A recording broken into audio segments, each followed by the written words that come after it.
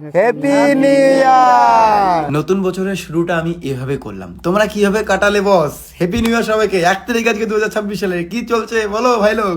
আমার তো ভাই এনাদের সাথে নতুন বছরের প্রথম দিনটা আজকে 1 তারিখ 2026 সালে। আজকে এভাবে সেলিব্রেশন করবো বলে সব কাজ বাদ দিয়ে আসি। ব্যাস। আচ্ছা, তোমাদের একটা নতুন আপডেট। মোটামুটি আজকে যারা যারা রেশন নেওয়ার কথা তাদের অর্ধেকই আসেনি। কতজন আসেনি? অর্ধেক আসেনি। 32 জন এখন আমরা রেশন দিই। আর এই 32 জনের রেশনের বিষয়ে এবার আপডেট আছে। আপডেটটা হচ্ছে আজকে থেকে আমাদের বাড়িতে আর রেশন দেওয়া হবে না। আর কিন্তু রেশন দেওয়া হবে না আমাদের বাড়িতে। আজকে থেকে আমি আর রেশন দেবো না আমাদের বাড়িতে। কোথায় দিবে? হ্যাঁ, কোথায় দেবেন? আজকে থেকে রেশন ডেলিভারি দেওয়া হবে। যাদের যাদের নাম আছে সবার বাড়িতে বাড়িতে এই জিনিস পৌঁছে যাবে। কষ্ট করে তোমাদের আসতে হবে না, না এত ঠান্ডায় আসতে হবে, না এসে 2 ঘন্টা অপেক্ষা করতে হবে। আসলে চাদর দিতে হবে, ছুটে দিতে হবে। হ্যাঁ, ঠিক আছে। চাদর সোয়েটারের কথা বললো, হ্যাঁ। আগামী 2 মাসের মধ্যে চাদর সোয়েটারও হবে। আচ্ছা, প্রমিস। হ্যাঁ, প্রমিস। হ্যাঁ, প্রমিস প্রমিস। কিন্তু আসলে 2 মাস বার হইলে না ঠান্ডা শেষ। হ্যাঁ, তাহলে অন্য কিছু দেবো। আসলে এই মুহূর্তে একটা বাজেট থাকে তো, নতুন বিয়ে হলো, এখনো বিয়ের বাকি আছে পইরা, সেগুলো দেওয়া বাদ দিয়ে এদিকে রেশন দিচ্ছি। 5 মাস ধরে রেশন দেওয়া হচ্ছে, যাতে 5 বছর দিতে পারি। যদি ক্ষমতা হয় সারা জীবন দেওয়ার চেষ্টা করব।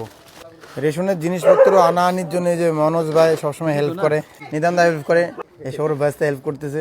এই প্রশান্ত দা, যা যা আসলে তার ভাই দেখলে জিনিস ডেলিভারি করে দেন। সব থেকে মজার কথা কবো, আমরা রেশন দিচ্ছি আর আমরাও আবার রেশন নিয়ে আসি।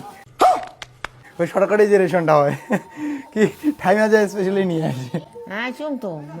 সমস্যা বস, আমাদের বাড়িতে না প্রত্যেকদিন অনেক লোক আসে হেল্প চাওয়ার জন্য, কিন্তু ভগবান সেই ক্ষমতাটা দেয়নি সবাইকে হেল্প করবো। আমার খুব খারাপ লাগে, তাই আমি ক্ষমা চাচ্ছি ওপেন সোশ্যাল মিডিয়ায়।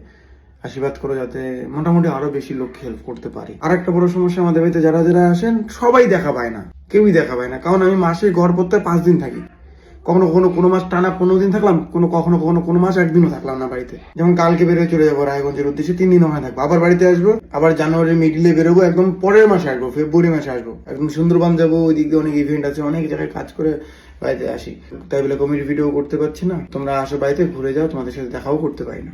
আমি কিন্তু মানুষকে হেল্প করার ভিডিও মাঝে মাঝে বানাই আর বানাবো। কি বলে বলুক, অনেকে বলতে পারে লোক দেখানি হেল্প করো, এটাই করো না বস তুমি। এই লোক দেখানি হেল্প 10-15 বছর ধরে করে আসি। হ্যাঁ, ছোটবেলা থেকে করে আসি। একবার মানুষকে জিজ্ঞেস করো, ইভেন আমার বং মিটার প্রথম ভিডিওটা গিয়ে দেখো, যাও, একদম বং মিটার প্রথম ভিডিও। আমাকে থেকে অনেকে ভিডিও বানা চালু করেছে, কমেন্ট করে আমাকে, তোমাকে থেকে দাদা আমরা কমেডি ভিডিও বানা চালু করেছি, তোমাকে থেকে ইউটিউব চ্যানেল খুলেছি, ফেসবুক পেজ ক্রিয়েট করেছি। তো আমাকে থেকে মানুষকে হেল্প করাও শিখো প্লিজ। দেখবে মিনিমাম হলো 100-র উপরে ভিডিও, 100-র উপরে ছেলে আছে আমার নাম করে বিভিন্ন জায়গায় হেল্প করে। যদি মানুষকে হেল্প করে ভিডিও না বানাতাম, তাহলে তারা আমাকে দেখে এভাবে করতো না মানুষকে হেল্প। কে কি বলে বলুক, আমি এভাবে মাঝে মাঝে ভিডিও বানাবো।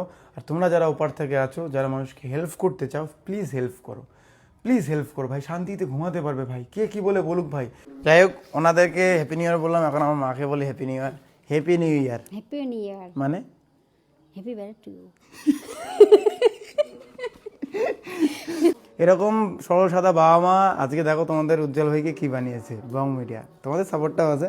যাক, happy new year, happy new year, নতুন বছরে সবাই খুব ভালো থাকো। ব্যাস।